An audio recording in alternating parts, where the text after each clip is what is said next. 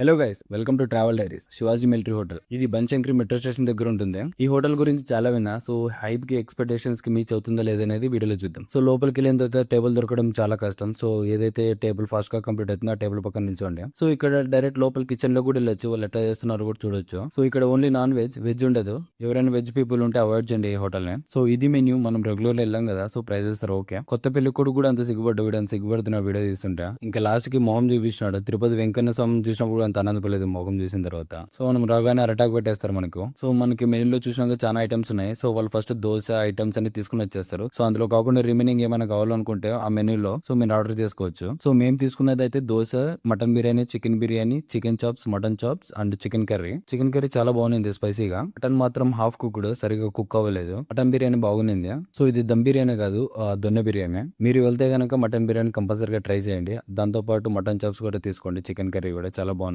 So overall గా it was a good one time experience. చాలా బాగుంది. సో మటన్ ఒకటి సరిగా ఉడకలేదు, except that everything is good. ఇంత తిన్న తర్వాత పాన్ అయిపోతే బాగుండదు కదా. సో లాస్ట్ లో పాన్ వేసుకుని ఇంక వెళ్ళిపోయాను. So thanks for watching. See you again. By.